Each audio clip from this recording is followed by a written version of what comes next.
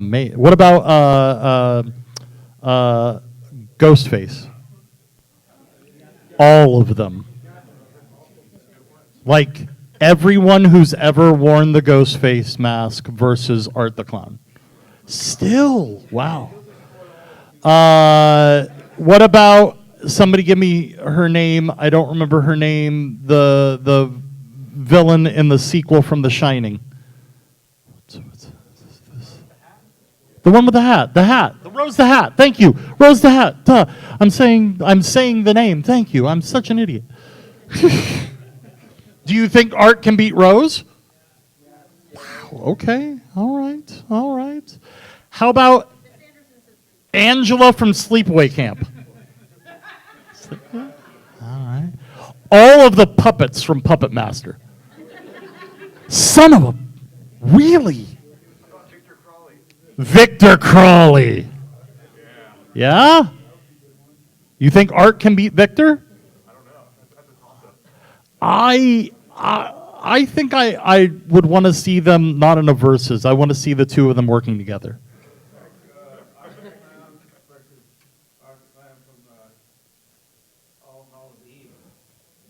Terrifier Art the Clown versus All Hallows Eve Art the Clown. Possibly the only fair fight Art the Clown ever has. How about Killer Clown? There we go. Art the Clown versus the Killer Clowns from outer space. You still say Art the Clown. I'm amazed. Art the Clown. Okay, here we go. This is one that I don't think you're going to put your hand up.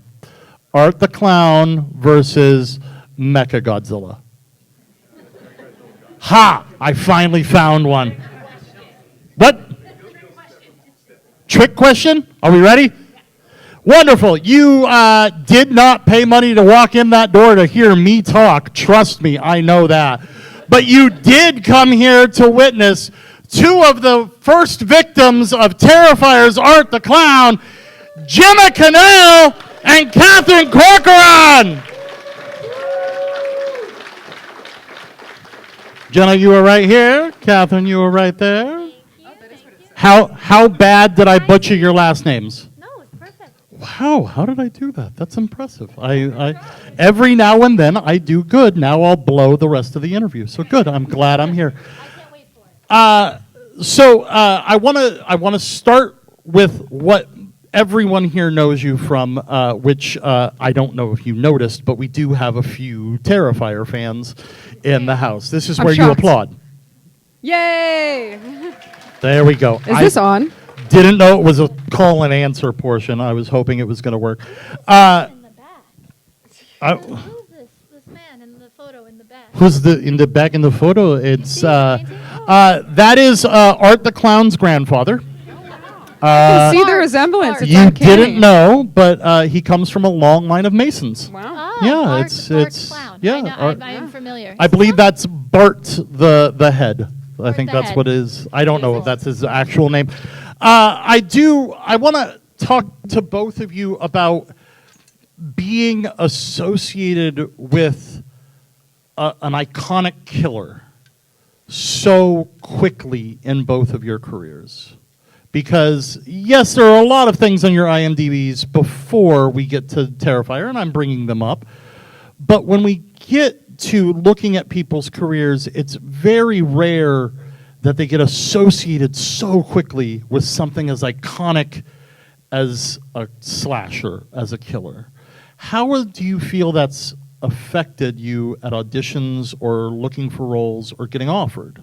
So, funnily enough, it did not happen quickly for us. That definitely happened for people in 2 and 3, where they came into an established franchise that you guys had made popular and they knew what they were getting into. But for us, we thought we were making a tiny indie movie that no one was ever going to see.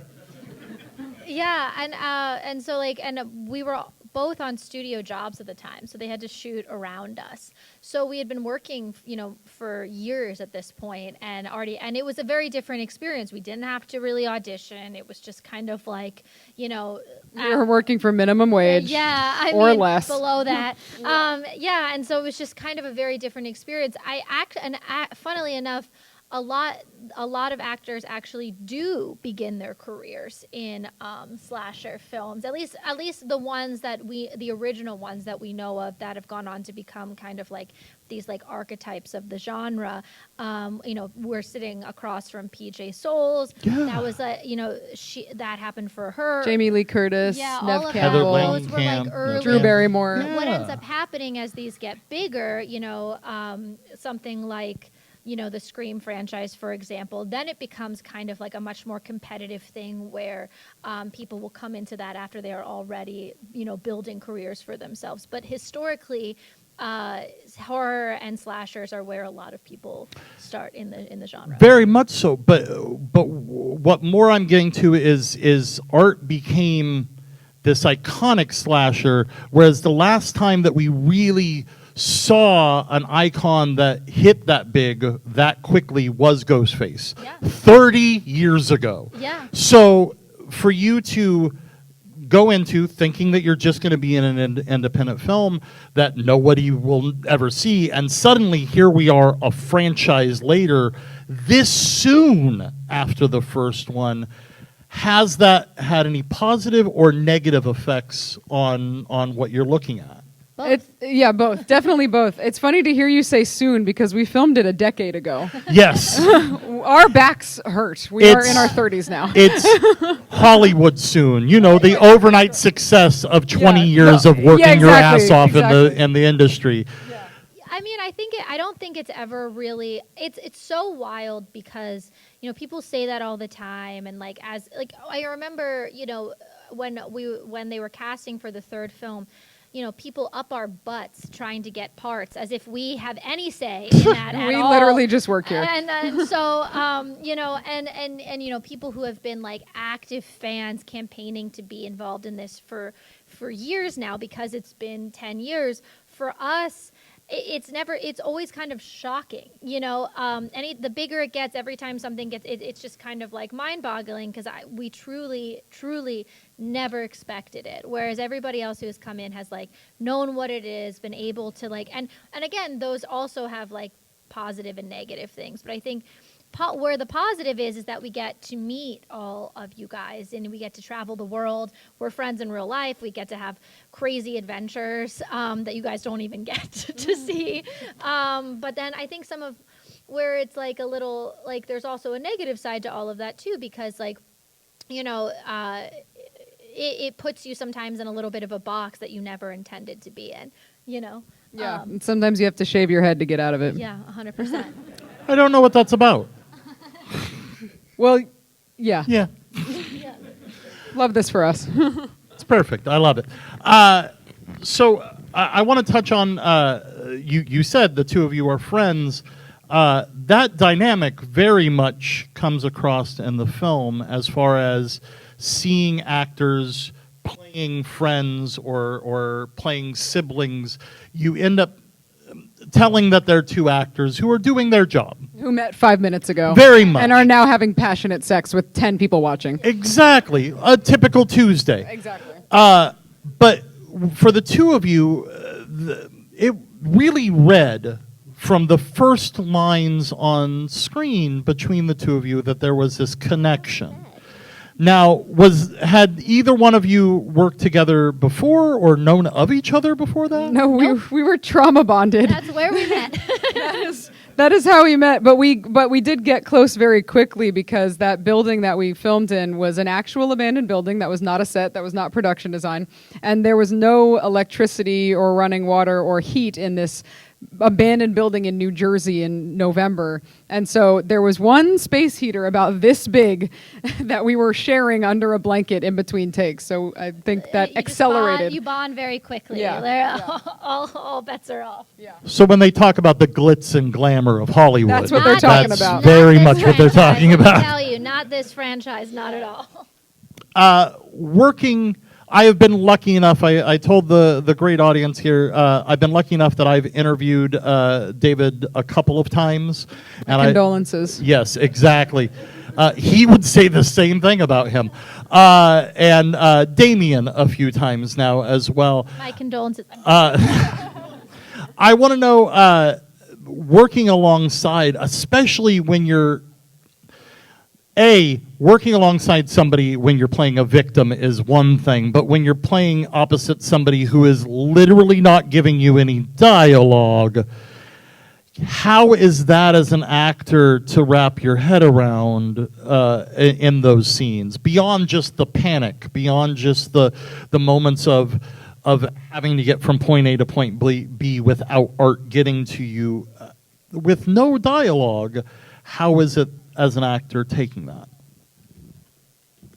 I was like, who's going to take it? Well, you know, as human beings, right, we're constantly reacting to each other. In real life, we're picking up on cues all the time that you're doing without even saying a word. You know, I'm looking at you guys as an audience right now and looking at seeing if someone is falling asleep or like, you know, or like whatever is happening and trying to react and build around that, trying to see if you'll laugh at me, if it will like make something. So you can communicate. Language exists so beyond just words. So I think naturally it becomes like something we just react to. Yeah, and there's also very much a physical element. Like obviously Art is a very physical character, but then both of our characters, you know, we did all our own stunts in the film, and so that physicality of like either fighting him or running away, I think also helps influence that sort of dynamic. Now, anytime that I've talked to people who have played victims of slashers, there's this fine line that gets brought up, especially when it comes down to female characters, that the writer may not always know the female headspace, and so they end up writing it very one-dimensional.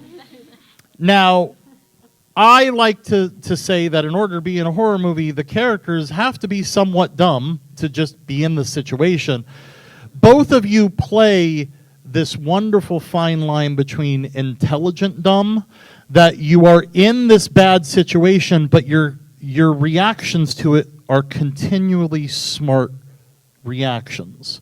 I know that's in the script, but as far as an actor looking at, okay, now I've got to run, but I'm running to this door, or I'm going to run into this person and ask them for help, or when you're looking at that, knowing, okay, it's a guy who's written this female character and he doesn't know what I would actually do. Usually is. Yeah. How is it you address that, especially on an independent film? How do you address, hey, as a woman, can I just do one fucking smart thing here? How do you do that? It definitely depends on the film. So, you know, on studio projects, there's a lot less wiggle room on this. The nice thing about indies, despite their other drawbacks, is that there is more of a collaborative process. And so you can approach the director and say, and say that, like, hey, like there's no reason for me to take my top off right now. Like, you can have these conversations, and even actually sometimes on studio films, like on Renfield, half the lines of mine that ended up in the cut are improv.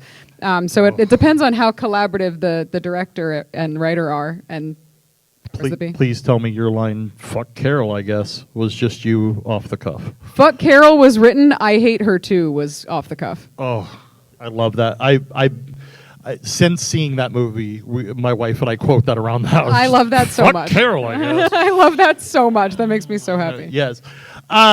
Before I open it up to questions on Terrifier, I do want to mention another project right after Terrifier, Faceless After Dark. So you wrote this, or co-wrote, I believe? I co-wrote it, yeah. Co-wrote this. How many people have seen Faceless After Dark? Yay! Wonderful. We got one! It is on Tubi. Get your asses to go watch it. Thank you. Now. It is one of, very rarely do I get to, in prep for panels, see something that surprises me. And this is a film that I had not heard of, and I am kicking myself in the ass for not hearing of that. Because it is such a well-written and well-acted and well-designed and directed film as far as approaching the love of horror at the same time as the knowing what the other shoe in horror is going to be. how much of the con stuff at the beginning comes from direct experiences? So first of all, thank you so much. And yes, Faceless After Dark is available online. I co-wrote it, act stunt in it. She has an amazing cameo in it. Oh, Stay after the credits. Yes, stay after the credits. Yes. But the con stuff, we actually filmed that at an actual convention and just had to ADR all of it, and the director went in and VFX'd all of the Did I hear the logos. rumor that you didn't get permission at any of the We cons? did not get permission. That is indie filmmaking, baby. But obviously, you know, we were safe about it. But so I mean, I will say, like, what is not from reality is that, like, I've never murdered anyone So far. yet. But That puts all of you on notice. That's correct. Consider this a threat and a promise. But all of the convention stuff where we're talking, we improv'd most of that. So most of that is based on real experiences, unfortunately. Yeah. An Easter egg, there is an appendage that I will not say what it is. Yes. That is the exact same prop from Terrifier 2 that we borrowed. So they're a little Easter egg for you. And anybody steal that from the set? No, Damien mailed it to me, which once you know what it is hilarious. And I'm so sorry to the USPS. I just want to talk to the postal worker who scanned that through an It's X-ray. not the first time. Let's get real. Oh, probably not. Oh, No, especially from Damien's address. They're like, this guy. They're probably very used to that. Do we have any questions for these two amazing actors from Terrifier? Oh, see, getting look, on they're the wedding nervous. dance That's floor. fine. I'll move into my wait, stuff. we've got- Wonderful. Yay. Wonderful. Thank you. An action item. The title "Faceless After Dark" comes from the book "Women in Chainsaws." Yeah, look at you. It's not from that book, though. I do recommend. I meant to Yes. say this before when you were talking about, like, men writing female characters. There's a great book called Men, Women, and Chainsaws that talks about gender and Any race horror and fan horror. should read that book. Agreed. There's another one by my friend Heidi Honeycutt called oh my god, I'm blank. I just had a brain fart. I spit on your celluloid. That's what. Yes, I spit on your celluloid. I spit on your Celluloid. That's you can fill in the blank. So Yeah. Faceless After Dark is from a quote from a book about female serial killers, a different book that I don't remember the name of. It is, yeah, men, women, and chainsaws. Any fan of horror, you will reevaluate your love of certain characters, and you will find new things to love about other characters that you didn't realize. It really makes you look at horror in a whole better light, in my opinion. So we talked about mentioning that in some of the studio projects, some of the independent films, we can go along the lines of say, hey, I don't want to take my top off in this scene. That brings me to asking Catherine about Trauma. How many people know Trauma films? Yes. Trauma films, everybody has their top off at some point, I'm pretty sure. How was your introduction to Traumaville and the return to Nukem High? Well, I would not describe Traumaville as a place where everybody has their top off, but I mean, many people have their pants off too. No, I'm just kidding. That's true. It's an inclusive community. No, actually, there's plenty of trauma films where that doesn't happen. But I was 18 when I did return to Nukem High, and that is I think what stands out for me in that is that it is a queer film that was made at a time when gay marriage was not legal in the United States. And I think,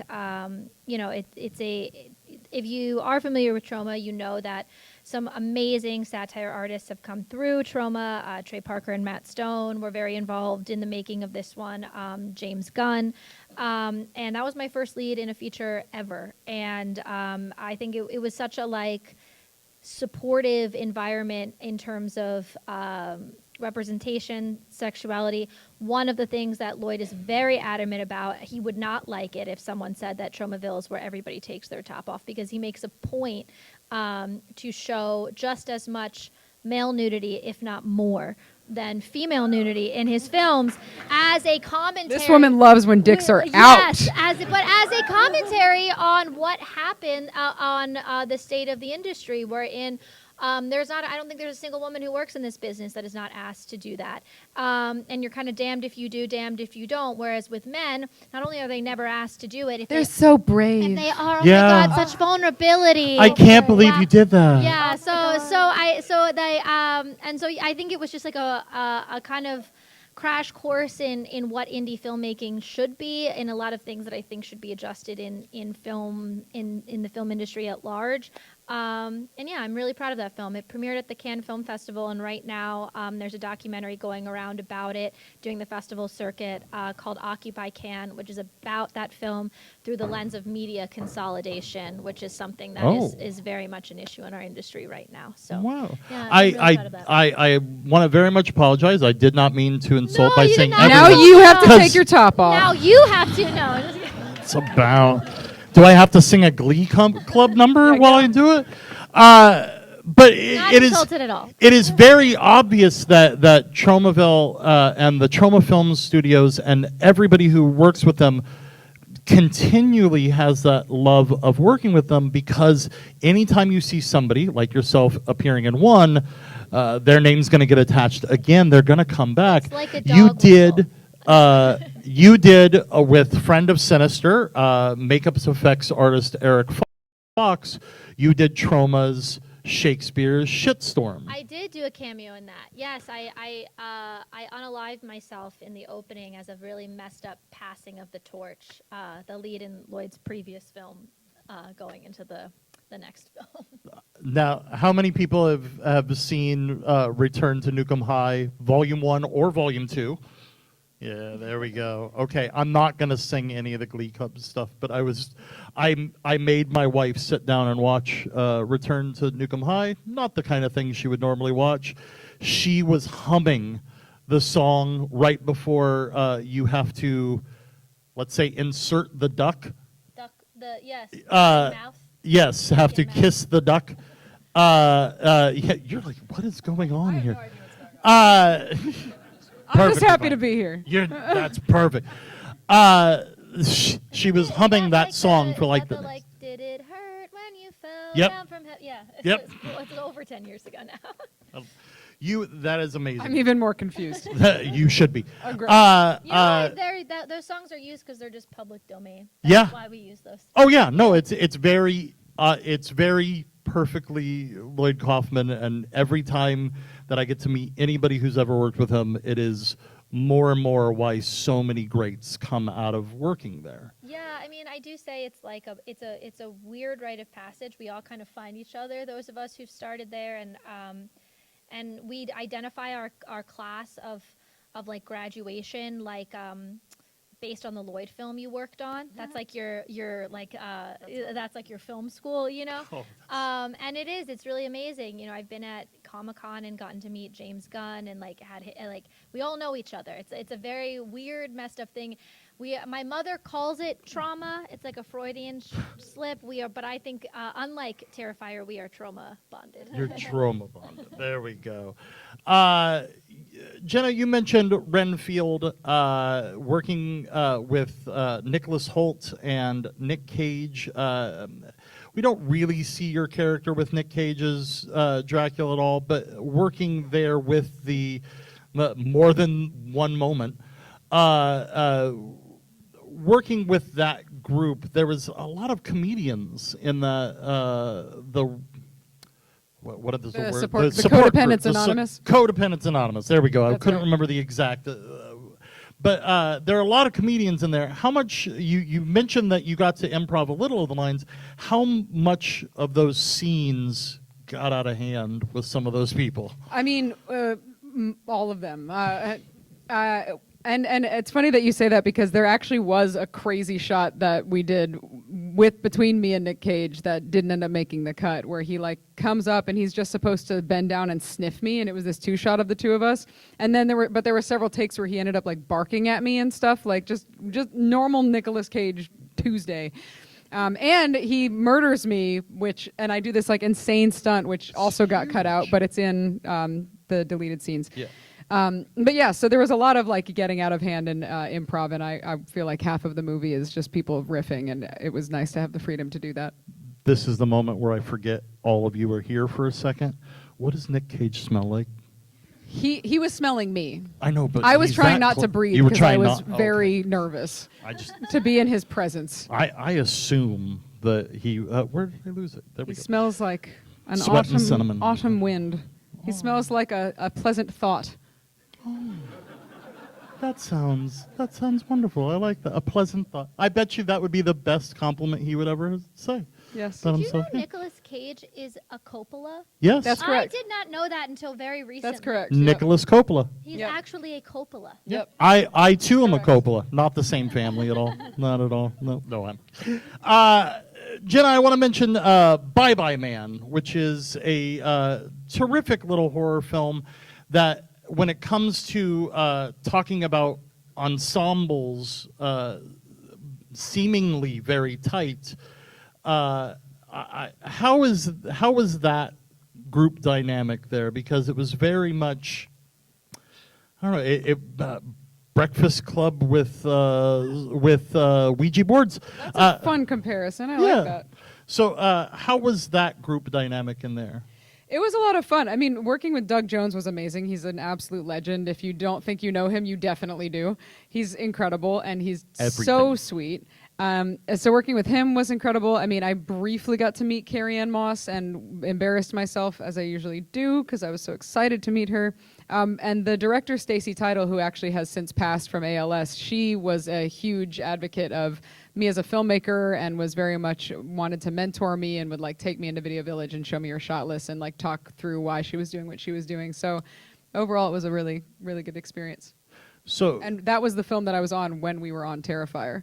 Yeah. She was on Chuck and I was on Bye Bye Man. And Oh, wow. So it was like I literally wrapped on Terrifier, went home for 24 hours, and then flew out in again. between. So, So- like in the middle. They did So all- you were working with Doug Jones and you were working with Liev Schreiber, I was. and then both of you get to go be Yeah, killed I by mean, a clown. I'm sure Jenna had similar conversations with her reps, where it's like they were like, "Why would you do this Terrifier movie?"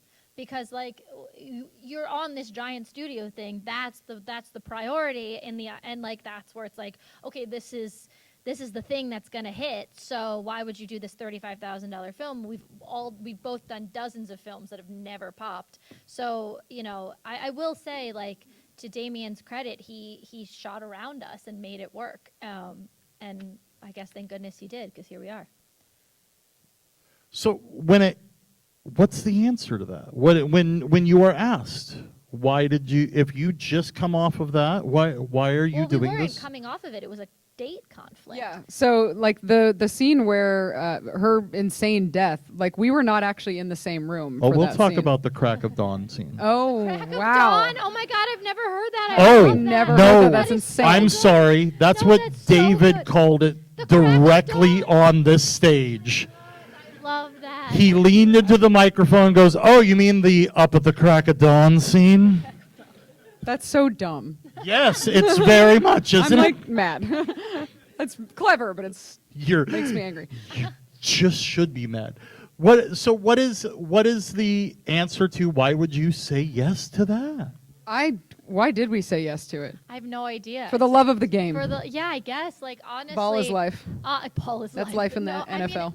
the thing is, I think it's like something we know so much about. Yes. The footballs. I think there's more than one. They use multiple. I think.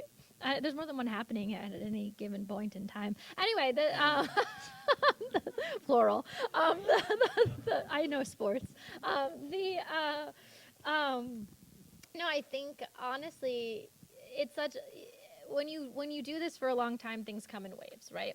And you'll have a lull where you're not working at all, and then you'll have a time where everything is happening all at once. And I think not only like at that time,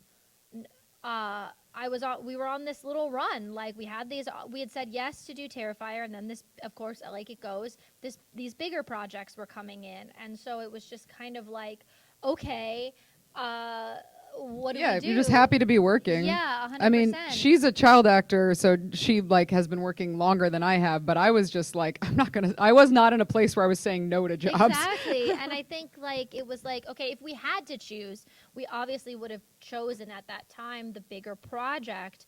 But I remember knowing I got the booking. I was driving to my first day of work, basically. But they'd already done the effects. They'd already done the cast. So for them, it would have cost too much. They would have had to stop the production to start over. And so they were kind of like, I came in, I was all panicked, and Damien was like, "Oh, don't worry, it's gonna be fine. We're gonna shoot around it. We're gonna work it out." Because realistically, they needed us. You know, they would have had to start over. All the effects was ready to go. So if someone is saying to you, "Okay, we're gonna shoot around you," what are you gonna say? No, you just make it work. Yeah. You know. So when it comes to that scene, Okay. uh, Said crack. yes, I want that to The be. aforementioned crack. You The- know. yes. I don't. How does one even prepare? How did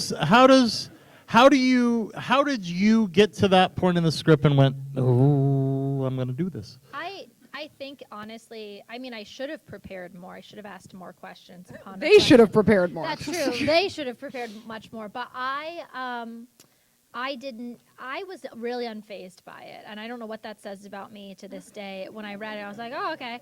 I think it was because it was so short after I had come off the trauma world, so like I was very familiar with practical effects. I mean, that arguably that the Nukem High films have just as much, if not more, practical effects than Terrifier does. So I was like very well versed in like what that would need, and I was early in my stunt training, so I was just kind of like, okay, like I just didn't really think about like I guess the impact that scene would have for better or for worse, and when I got to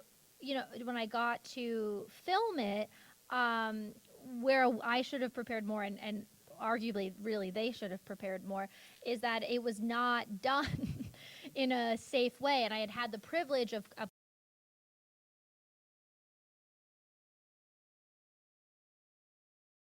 coming off trauma where like it's ingrained in you. The rules of trauma production are safety to humans, safety to non-humans, and people's property make art. Like, though it's like posted everywhere. So I kind of had never walked into a situation where I was unsafe in that, at least physically in that way. And so I didn't, when we got in there and there was no rig, there was no way to do this. They had not planned on doing this safely. I didn't really know how to like work around that as well as I did, but not as well as I probably should have. And so I got very hurt because we're actually hanging me from BDSM shackles on a rusty pipe in 20 degrees. And for hours and hours. And that's not how you should do that. Even at the low budget level, there's like plenty of ways to do that. So I think, I don't know. I think on a reflection, I should have prepared more, but I didn't. Well, you didn't. You were working with the information you had at the time, and Yeah. you know a lot more now. Yeah, I mean, now I am overly cautious. I ask a lot of questions. It also takes practice, like, to learn to advocate for yourself. Yeah, And there's also a lot of pressure on, like, female presenting and global majority people to not be difficult. Yeah, I think that's a huge thing. Especially when it comes to our genre. Well, yeah, and Yeah. I think at the time, I was early 20s, set full of men and me, and so I think we did come up with like a compromise, but it still wasn't very safe, and I had to have a minor surgery to fix it, and it's still something I have complications from. So it was a big learning experience, for everyone, I think, and I think all of us would approach it differently now. But yeah, I guess the answer is very little preparation, I guess, is the answer to that question. The answer is what preparation? Yes, is true. Is the preparation in the room with us No, right was now? not. Was not. Now, both of you strike me as somebody who pays attention very much to when you're on that set, watching what other people's jobs are. You yourself have gone into writing as well and directing, which she we'll does bring as that well. up as well. And I know that you've done directing as well. Now, when you're on these sets, like you started with Lovely Bones. as a kid. So Deep dive. That's a really. when your first set is a director of that magnitude, and then also when we run into in your late teen years trauma where those directors are very hands-on, are both of you really watching the directors and everybody else's job on top of your own? Well, yeah. I mean, I think, Jenna would have her own answer to this, but for me, I got into producing and ultimately working, in different departments because because I was a child actor, and a producer once said to me in my early adulthood that I didn't know what I was talking about because I was just an actor. And I'd grown up doing this, and I did know what I was talking about, but I never wanted anyone to ever be able to say that to me ever again. And so I just started taking whatever jobs I could. So I've, PA'd, I've worked in effects, I've worked in casting, I've AD'd, I've line produced and directed it, and it just kind of sometimes was out of necessity, that I'm not the director that Jenna is. Jenna is about to do a feature, and she is incredible. But it was more like commercial brand stuff for me. And a lot of times it was just out of a necessity, not having someone who could execute the job efficiently, but also because I took so much time to learn every single department so that I could understand, what I was doing. And I think maybe I would like to say it was the influence of the directors around me, and I've had some great role models, but I also just think it's being a female presenting person in this industry that no one is going to hand this to you, and the only way you learn is by doing. And I also think it makes us both very technical and very efficient actors. I mean, you can tell, when you work with someone like Jenna, and I like to think myself, where it's I'm so aware of everything that's going on around me that the ability to make my day and to get what you need from me is so quick. Because I make sure it's that way. If we're going to have an issue, I'm going to make sure it's not on me. You know what I mean? Because I know what that means for the rest of my team. Yeah. I also spent years working as a first assistant director, which is, for anyone who doesn't know, is the person who builds the schedule and then has to make sure everyone keeps the schedule. Stressful job. It is the most stressful job on set. That position has the highest suicide rate and the lowest life expectancy of any position on set. And I did it for years as my side gig when I wasn't acting quite as much, and lost years of my life as a result. I will not be living as long. But I learned, like she's saying, I learned so much because I learned, and very often you learn more from bad experiences than good ones, because it's when things are going smoothly, it's you don't see where the cracks are, to bring that word back. Whereas if things are going poorly, I would work with directors who had not prepared or prepared poorly or weren't communicating well with the actors, and it was this sort of thing of oh, well, I know how I could fix that. I know what I would do differently. And even just things as an actor of man, I'm freezing. This costume is tiny. When you're on the other side and when you're behind the camera, you can take considerations to take care of people in ways that you weren't necessarily taking care of, and make sure that things are done safely. Now, something that I like to ask a lot of guests in the horror genre, but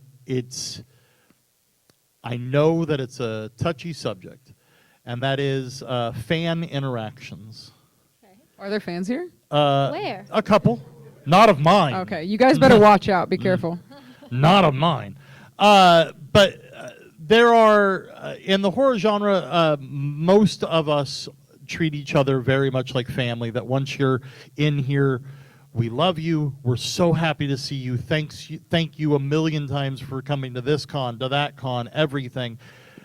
But there are things requested, there are things brought up to you to show you. Is there anything odd, unique experiences that you've had to deal with, Terrifier fans? Y'all are a breed, I'll tell you that. No, I mean, most people are really wonderful. Wonderful, yeah. I don't think. Once in a while, there are people. There was that one guy that made you sign his butt, but I apologized I for thought it. that was you. I know, I apologized. Well, this is the first time I'm seeing your face, so I didn't I know. put two and two together. No, by and large, Doesn't look everybody- much different. Yeah, by and large, everybody is really wonderful. I don't really have any. Yeah. I Ha- mean, has there been anybody that you've run into at cons that you've been a fan of that you got Oh my to? God. Yes. Yes. Oh my God. I mean, when we first met James Duvall, who Oh plays my Frank the God, Bunny in he's Donnie Darko, I amazing. lost my damn mind. he's and amazing. I recently met Rose McGowan. They say don't meet your heroes. Oh my God, that is the opposite with her. She's everything you'd ever hope she could be. Who else is really wonderful that we've met? That like we've really admired. PJ Souls is across from us this time. I've written articles about PJ and her performance and how it's like affected my career and what I try to do. She came up to me today and she was like, "My daughter is here." I could have cried. Like, there's just like people like that. I think. Yeah. And we met a couple of the guys from The Thing at a convention we did That last was so year, and cool. I did a film with shat Tommy myself. Waits this year. We did not work together, but we were texting because we met at a con that like we were in a film together. Yeah, that was Wow. really cool because the John Carpenter's The Thing is like my favorite horror One of the movie. greatest movies of all time. Yeah. My opinion. Sean is here. I have not met him yet. Our new SAG president. I'm a big Lord of the Oh yeah, Rings that's nerd. right. You- Sean yeah, Astin is yeah. here. I've Yeah. not Yeah. met him yet. Yeah. Maybe I'll get lucky I met this him year. one time. He probably does not remember, but I worked on a show that he was on. I very would briefly. not be at all surprised if he does remember, actually. Well, yeah. I mean, he's so nice that Yeah. I wouldn't be surprised. But Let me open would it up also be to, surprised. I saw some hands starting to go, and I think you want to stop hearing my voice. So let's see right back over here.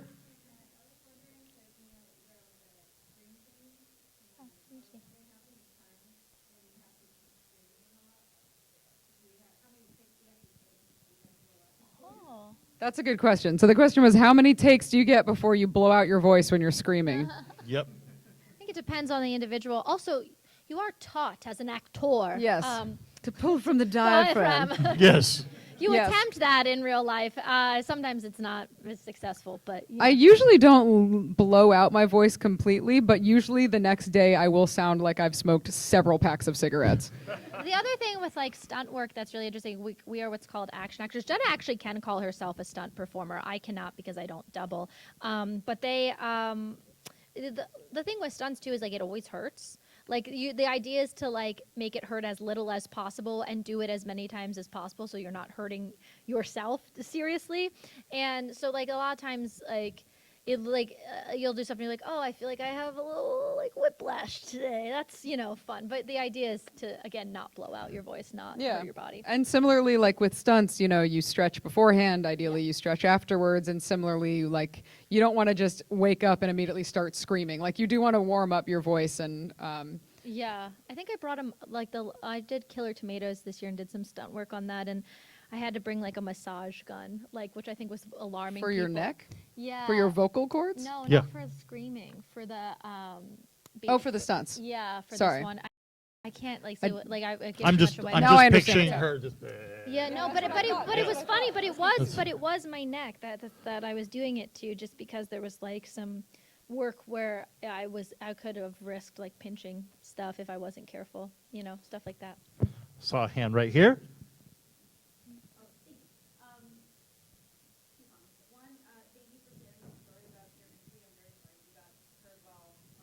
Oh, thank you.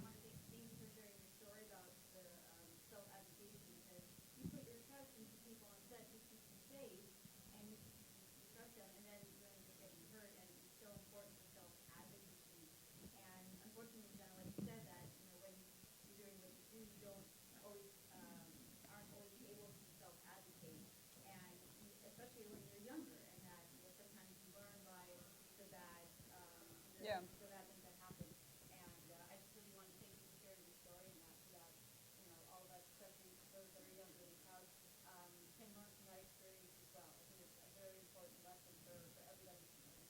Oh, thank you.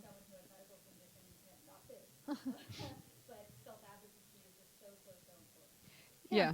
It's a skill that takes developing. It's hard. And it's not it's not that you can only do it if you're in a position of power or authority. Like I've been on sets, I know she has too, where we're working with less experienced actors who haven't learned how to like professionally advocate for themselves yet, and I love being able to do it for them because Yeah. again, like these are the things that you wish that you had. So you just got to make sure to pass it on. 100%. I think that's like what's really nice. People always ask like what our favorite part of this whole process, this franchise is, and I always say it's my friendship with Jenna, because I think it has, it has been, not only is it an amazing friendship and we love each other, but it's also been so nice to have a community of women, that can support each other and stand up for each other. Jenna and Liam in particular are that for me. And that is like, that's so huge, is having your people around you who can be like, no, this is how, we're always hyping each other up in that way,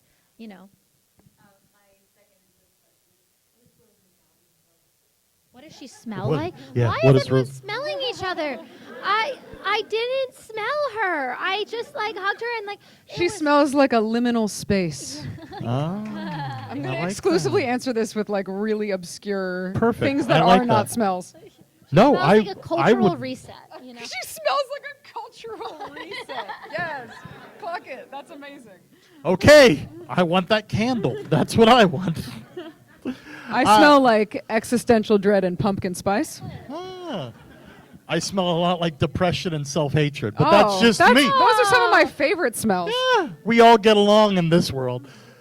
Yes. Oh, thank you. Is what? The question was, is my podcast Scream Dreams coming back? I don't think so. Unfortunately, I don't have access to it. Who here has heard of Scream Dreams? I got a few. Check I it. will say Find it. I Find will it. say I was very, actually, I mean, you don't have to. I was very, no, I was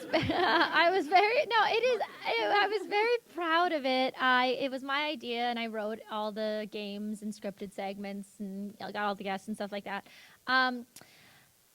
But I would love to do it again. I would love to do maybe, I've gotten some interest in doing my own, or maybe doing one with Jenna, if that's something you guys would like. It's a lot of work though, and we don't live in the same place, so we'd have to figure that out. But there's still worlds in which I love talking movies. I would love to have an opportunity to talk movies and life and weirdness in another capacity at some point. And I'm still very good friends with James and Barbara and everyone, so it's all good.